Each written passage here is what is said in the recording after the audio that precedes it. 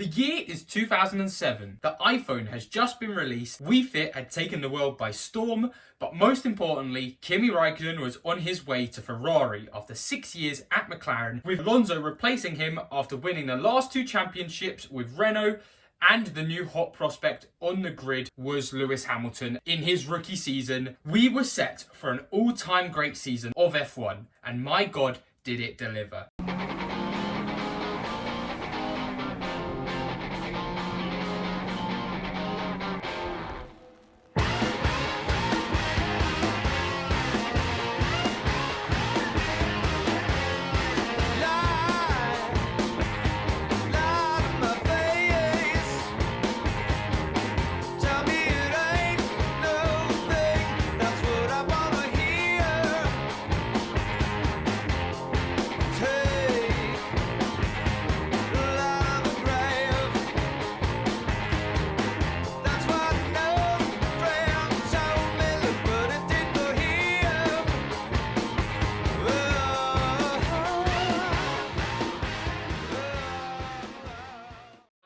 Race of the season in Brazil, Hamilton led the championship from 4 points to his teammate Fernando Alonso, with Kimi Raikkonen 7 points adrift. However, there are a few things you need to know about a 2007 season up to this point so far. So regulation wise, it was the old system of F1 points, where it was points from 1st to 8th. First place 10 points, second place 8 points, third place 6 points, and so on. And then also you could refuel during pit stops during races, meaning fast pit stops were more likely around 5 to 6 seconds. Then team-wise, it was very much a 2-horse race in 2007. It was Ferrari, oh wait, my bad, McLaren, and no one else, as they were just so dominant in 2007. McLaren, however, were definitely the faster package. However, their issue was they had many internal issues and disputes over the full season, which were really pushing them away from the title, and also not picking a clear first driver to go for that title. And then finally, of course, Spygate had just come out. So this was the whole thing of McLaren being disqualified from the 2007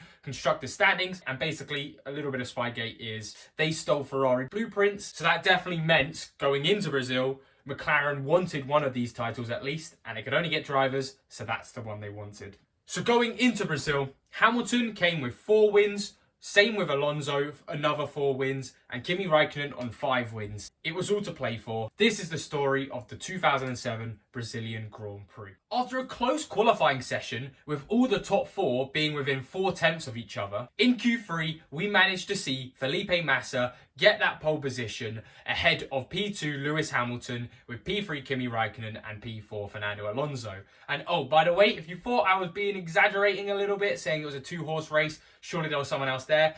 The next closest car was 6/10 off Fernando Alonso. So 1st to 4th had a smaller gap than 4th to 5th. It was just a different playing field. Now, if the championship ended as it was after the qualifying, that would have left Lewis Hamilton winning the championship with 115 points, to Fernando Alonso in second with 108, to Kimi Raikkonen on 106 in third place. But then for the start of the Grand Prix, Ferrari definitely had the advantage. With Felipe Massa in first place, he was not in the title fight, so all he had to do was block off Hamilton from getting into first and help his teammate out. And Kimi Raikkonen had to just keep it safe and hope that his teammate would do a good job. However, it wasn't all in Ferrari's ballpark, because Hamilton did have the inside lines. If he had a good start, he would have got alongside Massa and potentially got an overtake. Let the race begin. 5 red lights and away they went, with Massa doing exactly what was needed from him, blocking off Hamilton on the inside while also letting Raikkonen swoop by on the outside for second place. Webber also had a great start,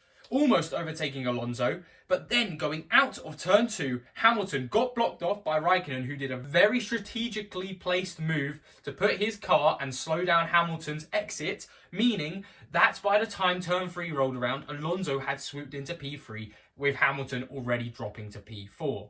And then this happened.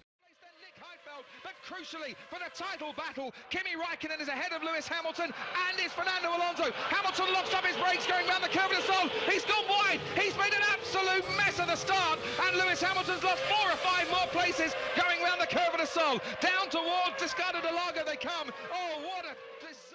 By the end of lap 1, Raikkonen was in P2, Alonso in P3, and Hamilton in a lowly P8. If it ended like this, Hamilton was no longer in championship contention. Oh, and we also saw this quite dramatic crash between Fisichella and Yamamoto after Fisichella had cut the corner. But then going into lap 2, Hamilton decided to bomb it down the inside of Jarno Trulli into the start of the second lap, getting that 7th place, and over the next few laps would eat away at Heidfeld, eventually getting Heidfeld on lap 4. However, it wasn't without its little bit of hiccups, because he did go wide and almost lose his car off track a lap earlier. And so with Hamilton back in P6, it looked brilliant for him. He just needed to get a few more places and then his title would have been secured. But it wasn't over. Hamilton is slowing down on the track. Lewis Hamilton is slowing down roundabout by Pinarino at the moment, and he's now being overtaken by Takuma Sato and Jenson Button. And Lewis Hamilton at the moment, something's wrong with his McLaren car. He could be out of the World Championship here at Interlagos and facing, well, a DNF against his name for the second race running. Almost half a lap went around like this, and by the time his gearbox was working properly again, Hamilton was down to P18. And at this point, with Hamilton completely out of contention for the championship with 0 points to his name, Fernando Alonso technically would be leading the championship. However, with Raikkonen behind his teammate Massa, it was almost a certainty that Massa would give him the spot if he needed it for the championship. So actually, it was very much advantage Ferrari with their 1-2. So over the next coming laps before the pit stops, Hamilton had to put his foot down, and he did get quite a few cool overtakes. And by his pit stop on lap 23, he was already up to P14 with the soft tyres on, ready to race. But more importantly, for the championship, Ferrari had been showing very strong race pace, with both their drivers having over 10 seconds double digits gap to Fernando Alonso. Meaning Alonso had to find some pace out of nowhere to get his name back into contention. Otherwise, he wasn't going anywhere near that title. Then, over the next few laps, the status quo stayed pretty much the same after everyone else stopped. However, there was this one moment with the Williams pit crew. Luckily, they were all okay. Nakajima came in a bit too fast and did hit some of his mechanics. But then after this, the race quietened down a little bit. I mean, in all of these videos, you'll notice quite a little bit of a trend. The mid-race segment really always does quiet down. You've got a great start and a great ending. Going into lap 54, Raikkonen went to do his pit stop a lap after Felipe Massa had done his pit stop, and by this point Massa was still leading the race.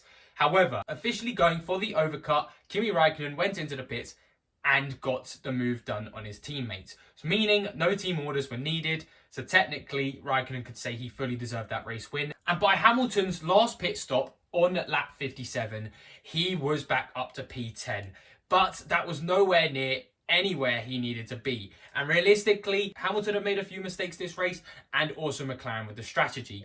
The soft tyre strategy did not pay off, and now needed a miracle, much like his teammate Alonso, to get back into the championship. And with no rain on the horizon, 8 DNFs already taking place in this race, meaning at a time of Lewis Hamilton desperately needing the safety car chances of coming out the minimal amount it could be all weekend.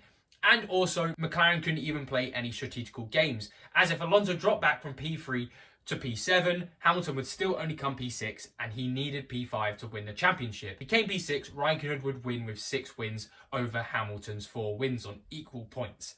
That would have been insane to see. But also, it would have been very interesting to see if it was Hamilton in P6 and Alonso could have given him P5, would he have done it? Because we know exactly what those two were like that season. Would he have put it all behind him and given him the championship?